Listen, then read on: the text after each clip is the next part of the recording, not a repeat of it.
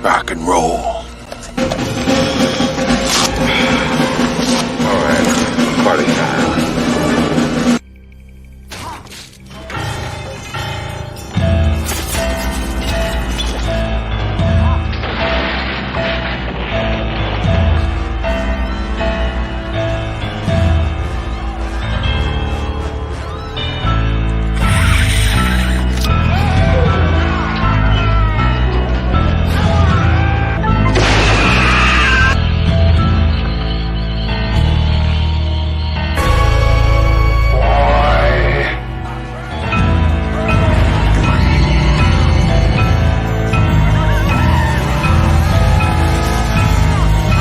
Godzilla said that I should learn to fight my own battles.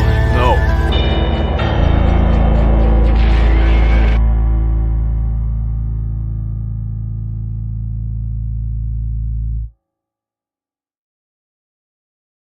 Hello and welcome to the Big Monster Briefing Room. I'm General Lemuel T. Howitzer, retired, and with me is my able-bodied assistant, the lovely Major Millie Hazzard. Hello, General. I'm excited. We're doing Ghoulies 1, Ghoulies 2. We got Rae Moore here. We're going to get through two whole training. It's going to be a tight show. It's going to be a tight show, but you know what? We have a double timeline. I've been called a tight bitch before. I don't know what that means, but I've been called a tight bitch Really? before, so I can do a tight show. It's okay. Who would call you such a thing? Roland calls it to me all the time. He says, "You my little tight bitch, my little," I don't know. I think it's a term of endearment, right? Well, let's move on. Let's get okay. Let's get I don't want to know any more about that. Nice to know you guys finally got together. Roland is texting me that I'm doing TMI. You know, I don't know what that means, but he said TMI. Millie, I don't either, and I'm probably good that I don't. So look it up, folks. Look it up, or maybe not. Kids know the lingo. As Dr. Zaya says at the end of Planet of the Apes, you might not like what you find. Very true. Very true.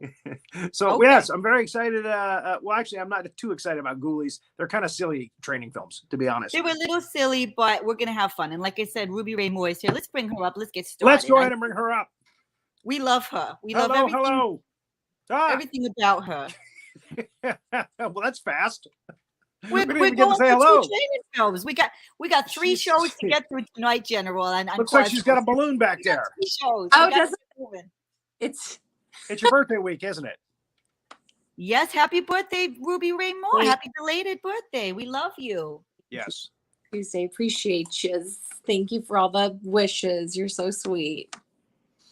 Well, this is, believe it or not, a Metro Goldwyn Mayer film, training film, and we get the Ghoulies right out of the gate. Their little eyes and mouths and ears and things.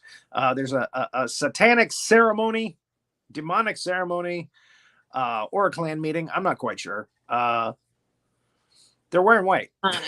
Demonic. I guess the same thing. Anyway, pretty much. Yeah, there we go. Just alienate a huge crowd. So he looks like he's about to storm the Capitol. Anyway, sorry, I'm doing way too much shtick. Okay, so he's got the green eyes going already. He's got a lot of power. We got that. All right, he's doing a ceremony and he's going to kill a baby. And the mother of the baby is like, "Oh, wait a minute, that wasn't part of the deal. What the hell is what you say at a satanic ceremony?" So he calls her a whore, and he says, "Put the baby up on the thing," and she puts a special spell on him to protect him, and it zaps the guy, kind of like in the Wizard of Oz when she goes for the ruby red slippers, the bad witch, and she gets zapped by it. So then, out of nowhere, John C. Reilly comes in and takes the baby out. Tell me that guy doesn't look like John C. Reilly. Look at him. He does look like John C. Reilly, but he's in other scary movies, isn't he?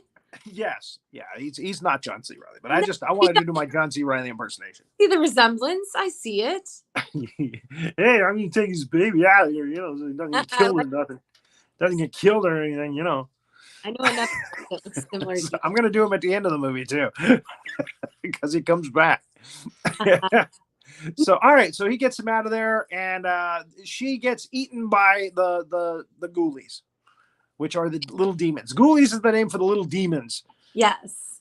Which are basically like, it's like puppet killing humor. It's like dark puppet humor. Yeah. They're like evil Muppets. Yes, evil Muppets, kind of slimy and gross. And, Yes. yeah.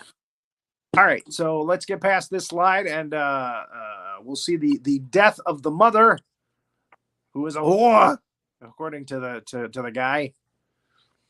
He looks very satanic and demonic himself. So the little demons, they eat through her, and we get the title card, Ghoulies. Dun, dun, dun, dun. I thought we were going to move through this fast. It's going. There we go. There we go. Push it ahead of it, like right before you. Well, she gets upset if I say, "Oh, you're going too fast." So it's a balance. It's a balance. We'll get there, Rory. We always get there. I mean, yeah, we just don't want to go over. We got other shows coming on us after us, so we got to be polite. We got to be nice to other people. Even though we got a lot to do here. So, okay. So Ghoulies starts out with 15 years, or I'm sorry, 18, 20 years later, this guy has inherited this mansion where they had the satanic thing. His father's dead. His father was the guy that was the head of the satanic cult. And he's got a smoking hot girlfriend that's come to take a look at his new property. yeah. So yeah, she's a quite a dish, as we used to say back in the day. Nice little redhead. So we don't see the father's name on that headstone as it is, but we do see a pentagram at the top. So we know it's kind of satanic and demonic. The place is unkempt. Hey, there's John C. Reilly. He's back. It's 20 years later, man. Hey, how you guys doing? No, actually, he doesn't talk at all. He's just kind of mute. Mm-hmm. Until the end of the film. Then he laughs and he says a couple things, I think. So anyway, she's saying this is a great place, but it needs a lot of cleaning up, and you're going to college, and well, isn't this all nice? Cool. And he's a dish. I'm not. I'm supportive of Pride Month. And again, if I was that way, I would think he was a dish. I'll say the both of them are a dish. Yes. They're the Ken and Barbie of the Ghoulies movies. They're all right. They're all right. She plays the damsel really well, I feel. Yes. True enough. Okay, so he goes checking around the house after she's left, and he finds the satanic room at the bottom of the house in the basement. So yeah, we knew that was going to happen, and he's... And he's got a kid. He's finding the stuff painted on the floors, and it's faded now, but it's all calling to him. And he's got a candle. And he's got a candle. And he opens up a box. There's a box conveniently there left for him. Guess his father left it. Yeah. And inside is his father's robes and a book of demonic. It's kind of like demonic possession for dummies. Yes. It's a very easily laid out book, very user friendly. He's able to thumb through it and find all kinds of nasty, wonderful spells.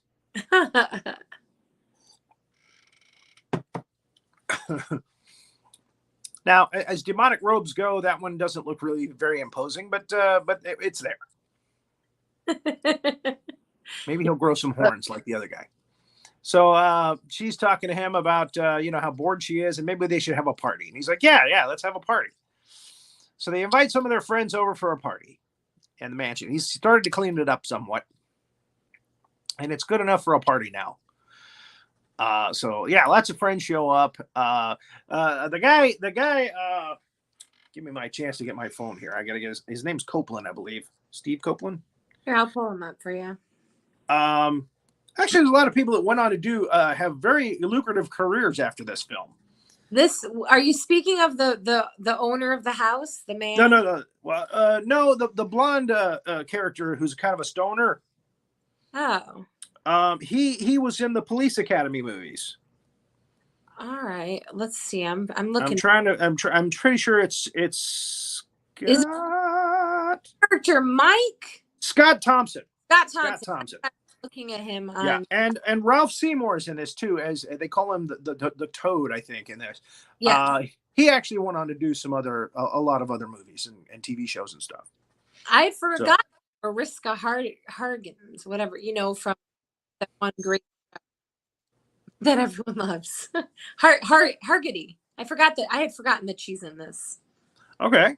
And Lisa Pelican is Rebecca. That's the girlfriend. The redhead. She went on to a pretty lucrative career. Ah. What? Hargitay? Mariska Hargitay? Yeah. Yeah. Okay. She's from a real popular show that everybody likes that I don't know. I don't watch it, but everybody loves it. Crime shit. Okay. Yeah. Very All right. Well, she's a very attractive brunette as well. Mansfield's daughter. That's who she is. So as part of the party, he decides to take them downstairs, light a candle, and do a ceremony. But they're all cracking up. They're not taking it seriously. No. So they all end up leaving, and he's like, "Oh, okay. Come on, I'm trying to show you cool shit." Yeah. And yeah, they're yucking it off, and they end up going back upstairs, and he's embarrassed, and he leaves. And after he leaves, hey, we've got a Facebook user. Yeah. Ooh, scary. Awesome. The ghoulie, one of the ghoulies comes out of the floor. Nobody ever inherits an old mansion that doesn't have a dark satanic secret. If you say so. Thank you. That's what she is. Special Victims Unit. Jane Mansfield's daughter, though. Very popular. Oh, okay. All right. So there it is. The light lights up and the pentagram down on the floor, and all of a sudden one of the ghoulies comes up. He's one of my favorites. He's your favorite one? Is that the rat one? He's cool. I like him, and I like the little green turd one. The green turd one is the water ghoulie. Yeah, the toilet. And there's a cat looking ghoulie. It looks like an evil cat. It looks like Bill the cat, actually. And this one is the rat looking. He looks like kind of like a mutated rat. Yes. It looks a little bit like the troll from Cat's Eye too. Okay. They got the same nose. Yes. So the group have made it outside, and they're tooling around the thing outside. And then the next day, and nothing really happens. And the next day, they're talking about his college, and he goes, "You know what? I don't think I'm going to go to college this semester. I think I'm just going to clean up the house and fix up the house." And she's not completely happy about that. She's like, "Well, wait a minute. We talked about your college." Yes, mutated rat. And of course, what he's doing is, he's going downstairs to spank his monkey to the satanic, stuff. But he does make a talisman for her, which is a protective necklace, and he gives it to her and puts it on her because he doesn't know what the hell he's getting into. He could turn rogue. And a couple weeks later, she comes out to him outside, and he's at his father's grave, but he doesn't know it's his father's grave yet. And she goes, "You look terrible." He does. She goes, "What's going on? What's going on with you? You look terrible." And he's like, "Don't worry about me. I'm good. I'm fine. I'm good. The house is coming on together, and I'm doing satanic spells, and it's great." He didn't say he's just doing satanic spells, but he is. And here he pulls up the green guy, the water one. Actually, there's two of them, I think. I think there's And twinsy. Unfortunately, I can't read the things, but there he is coming up out of the water, and he's very happy about it. And the other demons are up in the trees and stuff, and they're yucking it up. Hey, our buddy's coming. Evil Muppets. So he's doing another spell downstairs, and she comes in on him. She walks in on him, and there's little guys enjoying his spell. And he's getting the power. He's getting more powerful, Satan-wise. And then she comes in. And she's like, "What are you doing?" "Nothing. Nothing. Why are your eyes green?" Nothing. No, they're not green." So he goes upstairs to console her. "Why are you all wet?" It was storming in the basement inside. So he's all wet. And he goes up. And he's like, "Oh, no, honey, come on. No, come on. I love you." Get her to stay. And they decide to do the Ficky Waka that night. And she's all excited about it. And he's looking evil. I mean, he's handsome. Don't get me wrong, but he's looking evil there. And they start doing it, and the demons are around the bed, enjoying the show. And she realizes, she catches that there's something not right here. She looks under the bed, sees the fluorescent pentagram thing under the bed, and she freaks out and she leaves. I mean, who wouldn't? At this point, when you find a satanic marking under your bed where you're having sex, that's time to maybe hit the door. It's blowing, and it's it's time maybe to call mom. So he doesn't know what to do. So hell, he's like, Satan, help me. He has another ceremony, and it brings him two assistants. Oh yeah. And they like to drink. Yes. And they're kind of mischievous. And they've got the helmets that Merlin wore in Excalibur. So she comes back. She loves him. She's worried about him. She comes back. He's looking like Roy Orbison there. And he pulls the glass off to show his power. And she freaks out and she tears the talisman off from around her neck. She doesn't want to have anything to do with him anymore. She tears the talisman off and throws it away. Big mistake. Shouldn't have done that. Because now all the Satan power that's in that house, it corrupts her. She's immune. She's not immune to it anymore. No. So she helps him have another dinner party with their close friends, and they all have to wear sunglasses. It's a theme thing. Yes. And for some reason, they can't see the demons that are popping up out of the food and stuff at the table. Probably because of the glasses. Maybe because of his power. I don't know. But he does a toast, and they get kind of zombified, and they become his people downstairs for his satanic ceremony that he's going to do. And Rebecca's helping him. So there they are, getting the drink, and they get dazed and confused, and they end up part of a ceremony downstairs. And he's very happy because he's getting what he wants. What he doesn't know is that he's being led by the spirit of his father the whole time. And this ceremony wakes his father from the dead.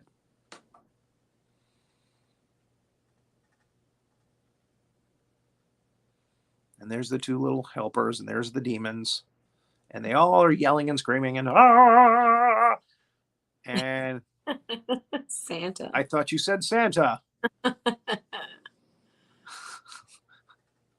I'm guessing Facebook user, it might be Fred or Greg. This sounds Fred. That sounds like something that Greg or Fred would say. So there he is. He's coming out. I love this guy. It's David Bowie. This is Michael DeBars. Michael DeBars. Yeah. Famous to me for being a famous groupie's husband. She's like, that's the rock star she married, so she could snag a rock star. Oh. Pamela rock star, is he? I'm with the band. Okay. Actually, it's Sergeant Havoc. All right. So he comes up out of the ground. He's happy to be alive again. And they go back to normal. Like nothing ever happened. And again, for some reason, he doesn't know he's woken his father.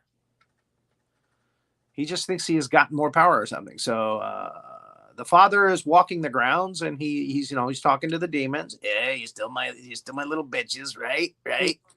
They're all happy to see him. Uh-huh. And the toad and the beautiful brunette, one of the beautiful brunettes, is outside by the fountain. So we know that the water ghoulie is probably going to come into play here. And we're right. He comes out and he bites the guy, and she's freaking out. She's screaming. It's a little green baby. And the guys are by the window there. They're smoking pot, and they're laughing their asses off. They think she's screaming because they're having sex. She's a screamer. So the father's happy. He's getting his power back. His flesh is coming back a little bit. Love the pics. this guy just had sex upstairs. He comes downstairs, I guess, to get a drink of water or something, and he doesn't realize that the father has made himself look like a beautiful housewife who is cheating on her husband. Yes. And then we get the tongue. She slips him the tongue. It's so funny. if this isn't the weirdest scene for you right here, if this doesn't define the silliness of this training film. So she strangles him with the tongue, or he strangles him with the tongue. And this guy gets conked out. Scott gets conked out by the two assistants. Are they Imps. Is that what they are? they And this guy gets attacked by one of the demons from the other imp. He throws him the rat guy, and the rat guy chews him up. She is waiting upstairs. She just had sex with the guy that just got tongued. And this is a kind of a creepy homage, I think, to Poltergeist, which you were on that show. I do love Poltergeist. With the clown, yeah. Very But of course, the clown is just a subterfuge. It's really a ghoulie inside. just a costume. And it's the only time we ever see that particular ghoulie. So yeah, he's loving the sounds of the screams of all the people dying. He's going to pull him in for a big ceremony later to get his power back. And there's a flying one too. There's a flying ghoulie. They don't use it that much in this film, but they use it a lot in the next one, the second one. Mm-hmm. And he knocks Rebecca down the stairs. And of course, our hero, our anti-hero, Yeah. he's not happy about that. No, he's very Because that's his love. So he takes her downstairs. I guess he's going to resurrect her somehow, demonically. And he realizes, wait a minute, there's a bunch of guys in the white sheets over there. Oh, wait a minute, there's some blood on those sheets. What the hell? And he pulls the hoods off, and he sees his dead friends, who are now zombified. Flying ghoulie, yes. A flying ghoulie. And then his father's there. His father's like, hey, good to see you, my son. You know, one of those deals. Yes. And the two little imps obviously double-crossed him. They didn't tell him anything. Nope. And he's a little upset because now he realizes he's been had. And he brings Rebecca back to life to fool him. But the little imps are like, no, don't trust it, master. Because they like him. They do like him. He was better to them than the old master. So it looks like it might be a fight between him, but it's not a good fight because he's much more powerful. The father's much more powerful. And then John C. Reilly comes in. Hey, you want to fight me? You want to fight a big guy, huh? So they have a fight. And as they fight, Rebecca comes back to life. And she and her boyfriend, the son, managed to escape the house because the power of John C. Reilly is massive. You know, I mean, I got a lot of power. You know, I was Wreck-It Ralph, man. I got a lot of power. So they're getting zapped into eternity again, and that's when the friends come back to life. So I guess one of the reasons why this movie is so popular with young people is because nobody really dies. Yeah, it's kind of like a dream. Yeah, they're all resurrected. And they all come back, and everything's cool and normal again at the end. And they all get in their cars and bust the hell out of there. Yeah. Get away from that terrible house. They have cool cars, by the way. They're really nice cars. These college kids are very sophisticated, I'm finding. Very sophisticated. Dinner parties, they look quite sophisticated for college kids. I'm just saying. And the last thing we see is the little ghoulies are in the back of the car. They're popping up at the end of the movie. So the end, question mark, you know. Never. So Metro-Goldwyn-Mayer, again, they kept a hold of the property. This is a Charles Band film, by the way. So he helped to write and produce it. But it's not a New Moon production. Actually, Metro-Goldwyn-Mayer actually, I guess, liked it enough to buy it. These two, and I don't know if there's any more after. I'm sure there are. There's two more. I'm there's four actually. Seeing right now. Yeah. Okay. In 91 and 94, they made another. Well, there you go. So yeah, it was a successful series, I guess. Made money. At the beginning of the second movie, we see a truck that says Satan's Den on the side of it. And I sound like John C. Reilly again, but he's not in this one. He's dead, right? But we have Royal Dano. Royal Dano, the character actor, is in it, and he plays a drunk uncle. Yeah, Uncle Ned. Uncle Ned. He looks like an Uncle Ned. So Ghoulies II, Under the Full Moon. We have a guy that's running from some red-hooded, satanic-looking people. And what we find out, he runs into a garage, and the truck is saying, hey, we need to get to a garage. So they're going to head over here in a minute. And in the garage, conveniently, there is a barrel of sulfuric acid. Yes. Because when you're in a garage, you need to get a giant barrel of sulfuric acid in the center of the room. There has to be one. So he takes the bag, and it's the Ghoulies. The Ghoulies are in the bag. All of them. Yeah. And he throws them in the sulfuric acid to kill them. Yeah. So, but they're not easily killed. So the satanic guys are closing in on the area. Ghoulies II, yes. And the Ghoulies are in the boiling acid. They're thrashing around. And we want to wish Clayton a happy birthday. He's reminding us that it's his birthday. So happy birthday, Clayton. Happy birthday, Clayton. Be sure to stock up on toilet paper. Clayton always reminds us to stock up on toilet paper, so we want to do the same for him. Oh, and Clayton, nobody got me toilet paper for my birthday, FYI. I asked for it after you reminded me, and nobody got it for me. Well, what happens when he reminds you to pay? My gosh. But happy birthday. He is one of our best cadets. Yes, he's a sweetheart. We won't pee ourselves as long as Clayton is around. Love that, Clayton. So, all right. So, the truck pulls up. It's time for the truck to pull up. And the flying ghoulie that we saw in the first movie, it wasn't in the bag, evidently, because it knocked the old guy into the sulfuric acid. He's in the sulfuric acid now. Now, he's completely disintegrated by the sulfuric acid. The ghoulies, not a scratch on him. Not easy to kill these little demons, right? Satan. Not a scratch on them. Well, so we're making good time. It's only 28 minutes. We're already in the second movie. There really wasn't much plot to the first one. Yeah. And I'm looking at the actors of this one, and boy, I recognize so many of them actually. Yeah. Yeah. So that's good. We'll stretch it out. Well, there's a lot more to the plot on this one. It's a lot more complicated. So, Gramps. Uncle Ned, is at the truck, and he, for reasons unknown, he leaves the lock on the back of the truck unlocked, and the Ghoulies, they get out and they see the truck, and they see the open lock, and they get in. They get in the truck.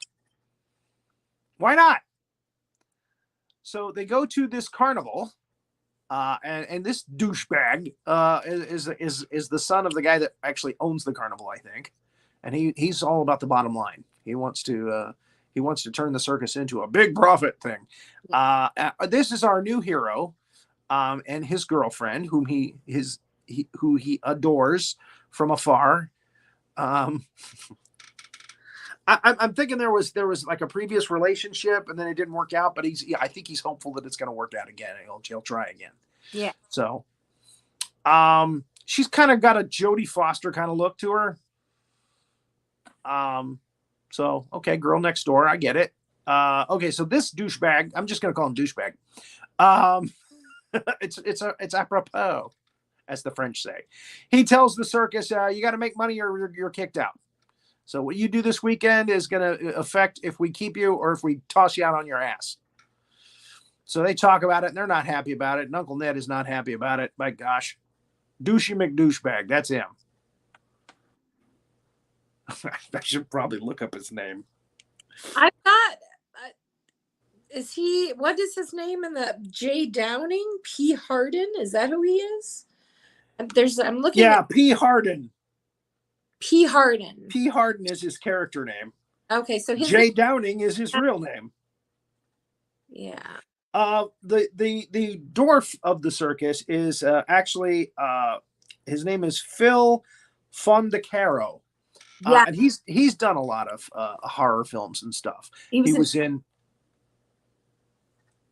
Go ahead. I jumped on you.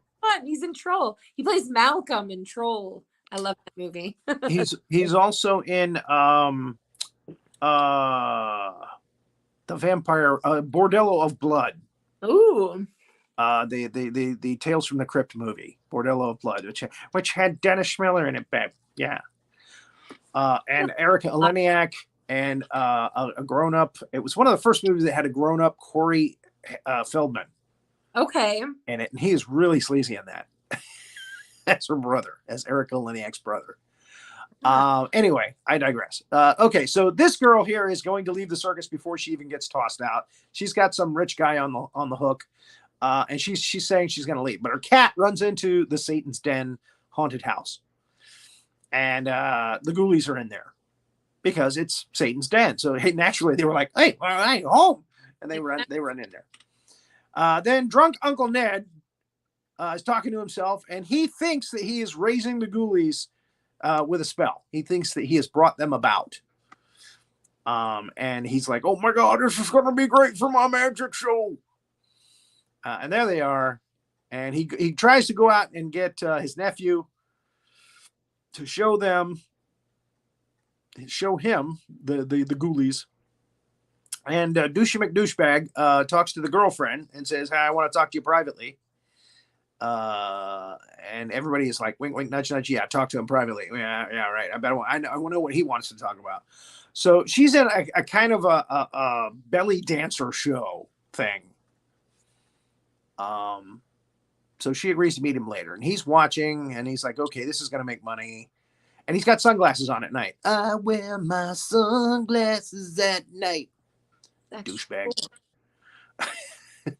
A couple of snotty kids and a couple of snotty teenagers, a group of snotty teenagers decides to go into Satan's Den.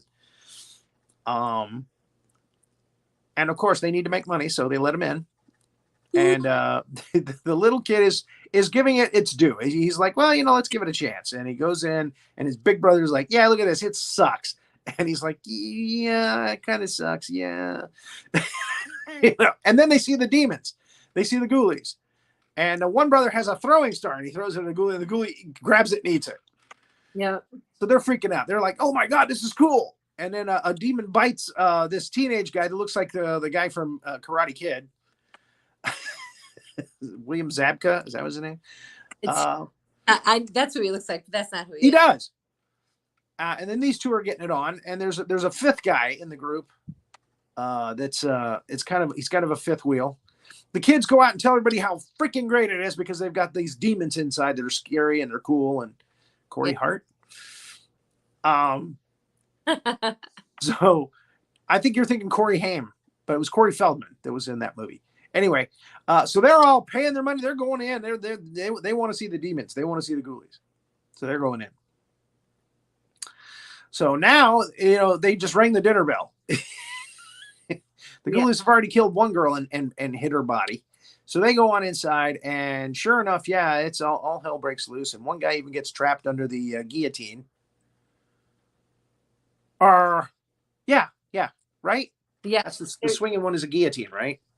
But there's another guillotine that can chop your head off, and that's in here too. Corey Hart sings, "Oh, Sunglasses at Night." Okay, sorry. I was so confused there for a minute. I'm sorry, I didn't catch the reference at first. That's right. He did sing that. He did. I'm sorry. Well, we were talking about Corey Feldman earlier, so that kind of threw me off. So Douchey McDouchebag comes in and says, "Oh, looks like you're having a good night, huh? Maybe we can keep you, huh? Maybe I'll buy you out, huh?" Yeah, Douchey McDouchebag. I love the suit. The suit is so douchey. You found a good word. Let's wear a 3-piece suit to a circus, to a carnival. So, so they cut the other guy with the guillotine. They wrap him up like a mummy and put him in as an exhibit. Because the ghoulies are smart. They're intelligent ghoulies. They are. Little demons. So the people come in and they're like, whoa, wow, this is cool. Oh, look at them. How do they move? Man, it looks so real. Yeah. You know, and it's time for Douchey McDouchebag to talk to the belly dancer girlfriend. And Uncle Ned comes in, and he's still drunk. He's always drunk.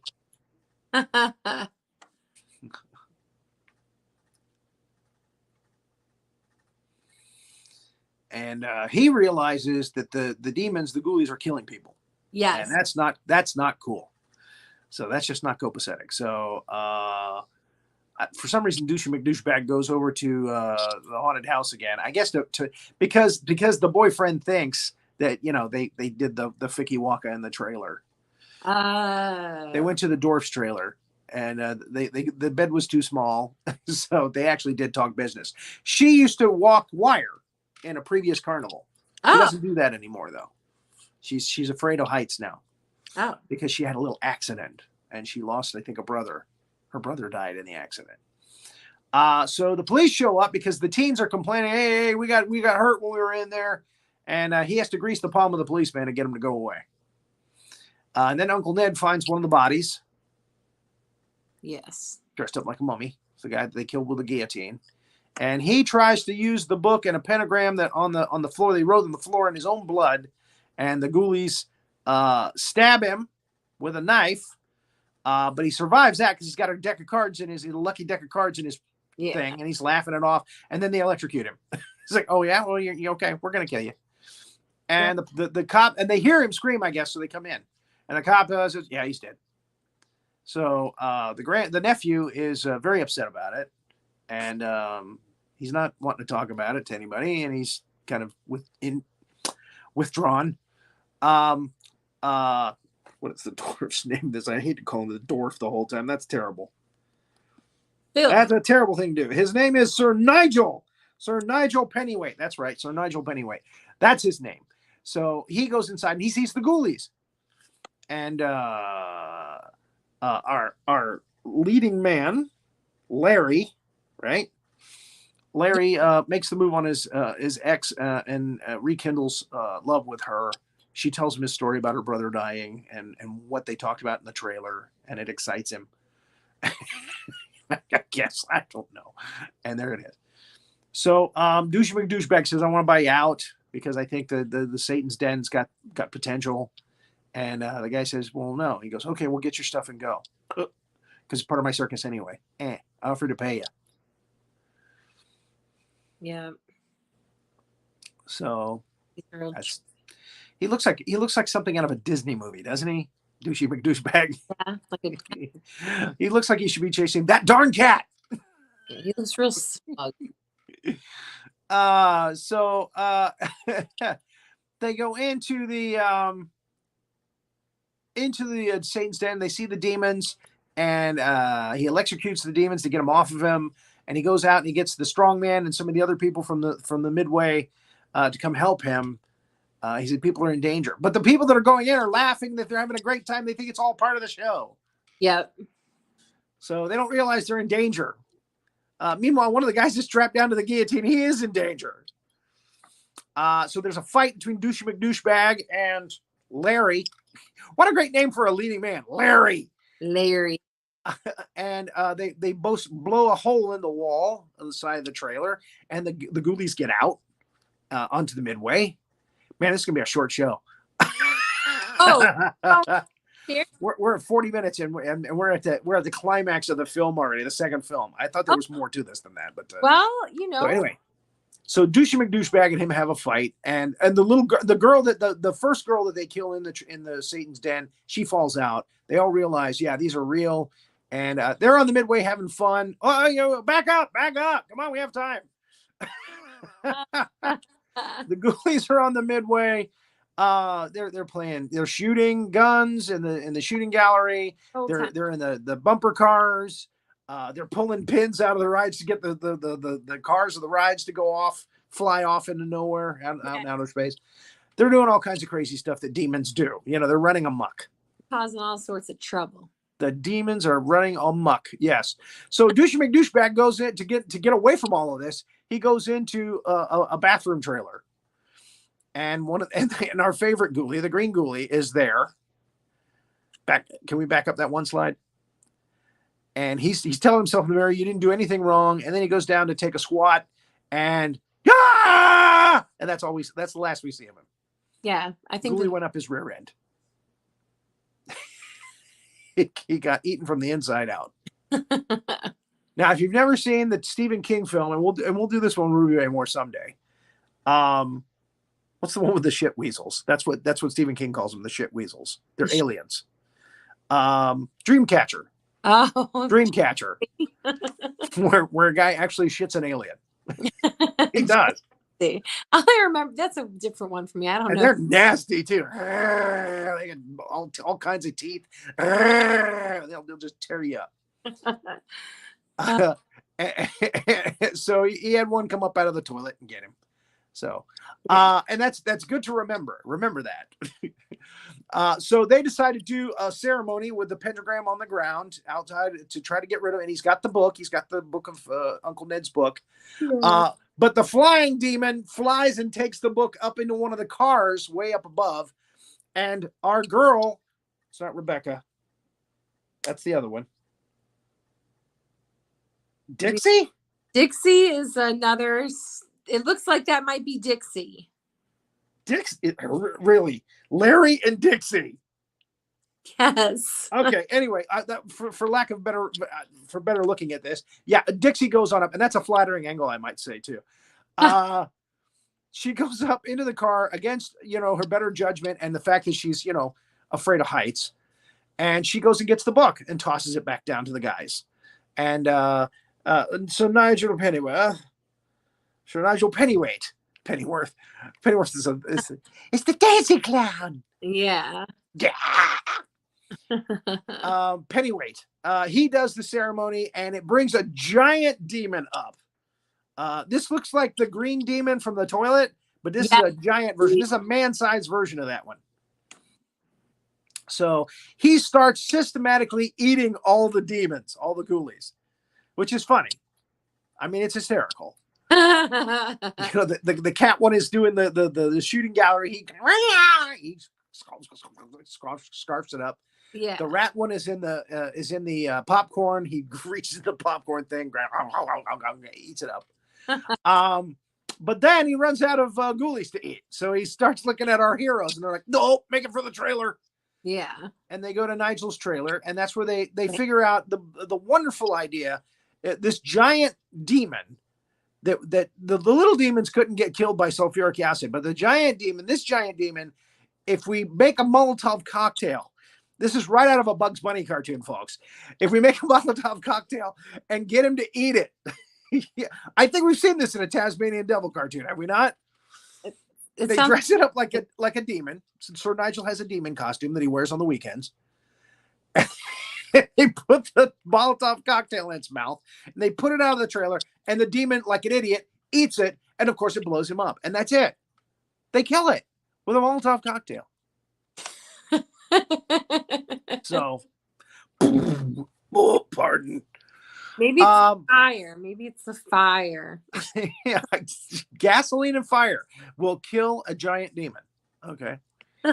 No magic incantation needed. You just kill the magic demon. Yeah. So anyway, they hop into Larry's Volkswagen. Of course, it's a Volkswagen. His name's Larry. Cool. Ragtop too. And she hugs Sir Nigel. I'm gonna miss you too, Scarecrow. I'm gonna miss you most of all. And they ride off into the sunset. Come back, Shame! Come back! And the last thing we see in the movie is the men's trailer, the restroom trailer. And, we hear the demon laugh. So we know that the one demon, the one ghoulie, made it. The toilet demon made it. He survived by staying in the body of Douchey McDouchebag. So that's it. That's the two movies. They're both about an hour and 20 minutes long. Again, not much to the plot. No. just set up little scenes where we can show these cute little puppet demons, evil puppet demons.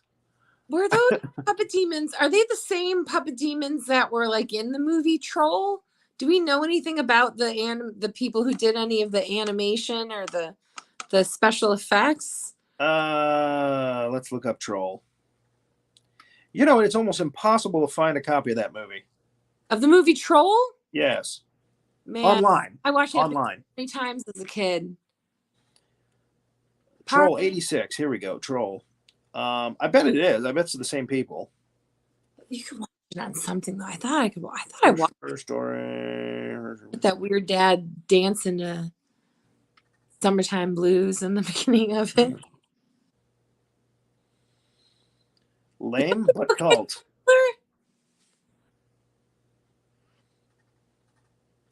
It doesn't say anything here. I'm so curious about it though. I'm gonna look it up. I'll find it. The hero of this film is a boy named Harry Potter Jr.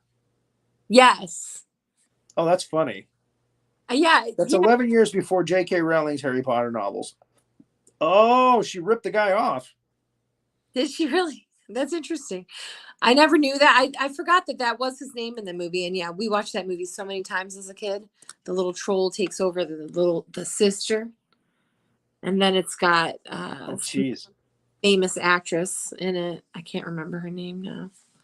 So it made $5 million on a $1 million budget.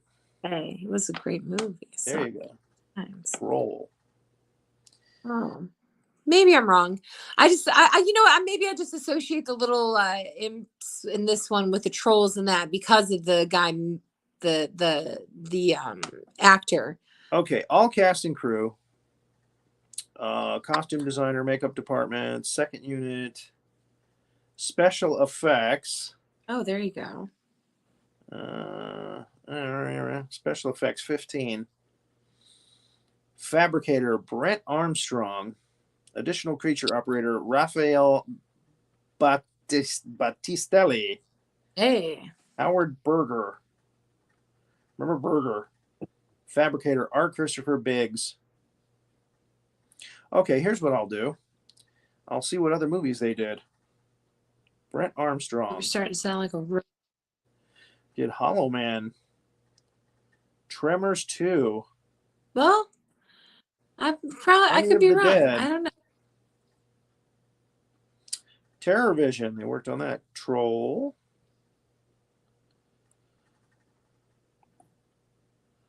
Oh. Mm-hmm.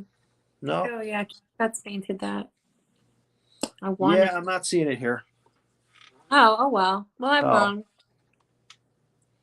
Again, specifically in these Ghoulies movies, they say makeup effects by blah blah blah blah blah blah. So I unfortunately I don't have time here now to look that up. But that main fabricator wasn't part of it.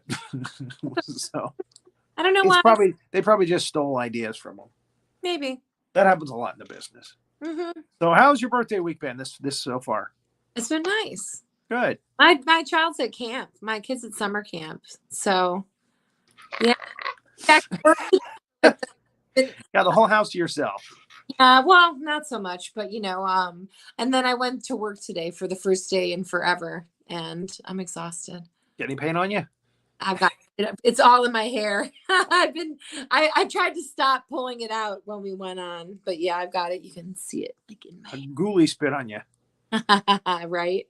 I just love that. I can't believe we got through those so quickly. I know. They're like hour-long movies, they do. So that's why I said I better do both of them in the same show. A good idea. Like, what about it? All right. Well, next week we are doing Night of the Creeps. Oh, cool. I believe with Major Havoc. So that should be interesting. That's got Tom Atkinson in it from a lot of the John Carpenter films. He's in it. That's the yeah, right. The little sluggy looking things. Yeah, they look like little leeches. I remember those, but they move a lot faster. Yes, and they get in your body. I'll tune in to watch. I'm excited. Yeah. And Belinda Blasky is going to join us in 2 weeks to talk about Piranha. So she confirmed last night in an email that she is excited about. She wants to do it. So we can report that, I think. That Belinda Blasky from The Howling and from Piranha, Amazon Women on the Moon. She's done a lot of movies. Oh, that's Matinee. Isn't she in that movie? So yeah, how about it? And Food of the Gods. So yeah. So The Howling is probably her biggest one. All right. She plays the best friend of the news reporter. And she goes looking around and she gets killed by Eddie the werewolf. Oh, claim to fame. Awesome. Yes. Well, see it. I'm excited. Yeah, we'll be back with her in 2 weeks for Piranha. And that's going to be the last show for the summer. I'm taking 6 weeks off. So Good idea. I'll be back in September. So, all right. Well, you enjoy Thanks the rest of your birthday week. Yeah, thank you I will. for joining us for this very quick episode of 2 movies. It was fun. Ghoulies It was fun. 1 I got and to 2. rewatch it. You know, like I didn't get a chance to see it. It's not streaming on anything that I had, and I just had a busy week, and then I ended up having to work today. So I kind of like went through it with you, and it was cool to see it. It all kind of came back to me. Yeah. The timeline will bring it back to you. Sure. I like that. I like discovering it that way sometimes. Major Hazzard. Yes, I'm here. Everybody tune in right after here. We're going to have Journeys with MM and Renee, and they have Auntie Rosie. She's like a social media influencer. She's got 3.5 million followers, if you can imagine. So it's crazy. So they're going to have that. And then a special 10 o'clock edition of No Icing with Sandy D. Okay. No icing with Sandy D. That should be exciting. Should be a lot of fun. Right. That's right. And happy birthday again, Clayton. We all love you. Happy birthday. Tuning in. We salute you. All right. Good night, everybody. Bye, guys. And I forgot to say when